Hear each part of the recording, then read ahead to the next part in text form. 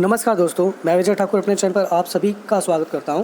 आज की हमारी जो क्लास है वो बीपीएससी एग्ज़ाम से रिलेटेड है और बीपीएससी शिक्षक भर्ती से टेट कुछ ना कुछ न्यूज़ डेली समाचार पत्रों के माध्यम से हमें पता चलती रहती है।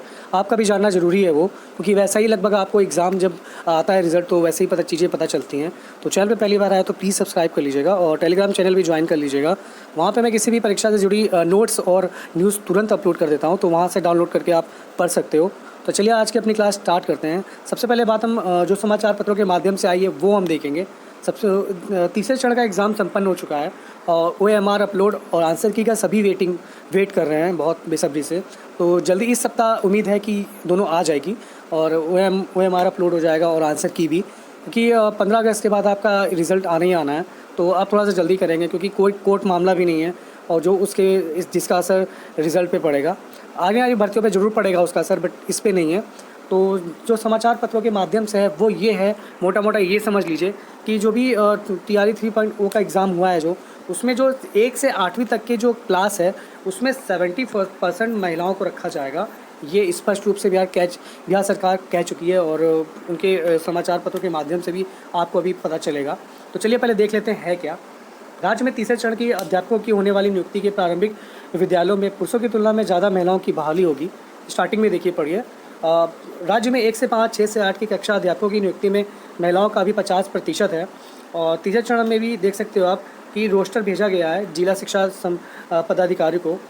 और उसके बाद आप यहाँ पे देखिए जो मेन है, आरक्षित 50% पदों के अलावा अगर 10% महिलाएं भी मेरिट में आई वो, और उसके बाद 70% पद भी बैकलॉग से जो भरे जाएंगे।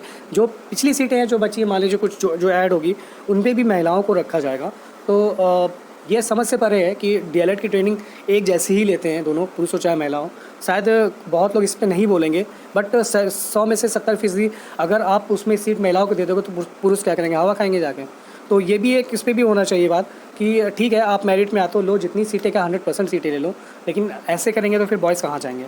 उसमें आप देख सकते हो कि फिर 1 से 5, 6 से 8 में होने वाली नियुक्ति में 70% महिलाओं की बहाली होगी, जो कि एक तगड़ा है। तो जो बची सीट पे है उस पर जो बॉयज़ के जो मेरिट है वो तगड़ा कंपटीशन होगा उस पर, चाहे स्टेट के हों चाहे स्टेट के बाहर वाले हों। तो 70% चीज़ों सीटें आपकी चली गई, 30% बची, तो कंपटीशन तगड़ा होने वाला है। तो ये एक न्यूज़ है जो बिहार की तरफ समाचार पत्रों के माध्यम से पता चली है कि ज़्यादा से ज़्यादा महिलाओं को रखने की वैसे भी कोशिश की जा रही है बिहार सरकार की तरफ से स्कूलों में। तो इसका रीज़न एक ये भी दिखता है कि क्योंकि महिलाएं जिस जॉब में रहती हैं वो स्थायी रहती हैं, ज़्यादा फेरबदल नहीं करती हैं। और पुरुष क्या है कि वो एक एग्ज़ाम देने के बाद मान लीजिए सेटल हो गए हैं, फिर भी वो आगे की तैयारी करते रहते हैं और जैसे ही कोई दूसरी नौकरी मिली वो तुरंत स्विच कर देते हैं। तो इस वजह से भी शायद ये भी है, लेकिन ये सही नहीं है। 70% अगर आप भरी दोगे तो पुरुष कहाँ जाएंगे। ऐसे ही आप कहते हो कि हमारे जो पलायन हो रहा है लड़कों का, वो बाहर जाके कमाने को मजबूर हैं। अपने ही स्टेट में आप नहीं दे रहे हो तो बाहर स्टेट में कहाँ जाएंगे वो। तो ये है समाचार पत्रों के माध्यम से जो महिलाओं के लिए 70% एक तरह से दिया जाएगा 100 में से। जब पहला पेपर हुआ था इसका TRE का, उसमें भी जो पुरुष मैं बाहर वालों का बता रहा हूँ, बाहर वाले पुरुष जो सेलेक्ट हुए थे वो लगभग 3-3.5 हज़ार के समथिंग हुए थे, और जो महिलाएं हुई थी वो 10,000 से ज़्यादा महिलाओं को सेलेक्ट किया गया था। तो बिहार सरकार की नीति साफ़ है, ज़्यादा महिलाओं को शिक्षा के क्षेत्र में 1 से 8 में रखा जाए।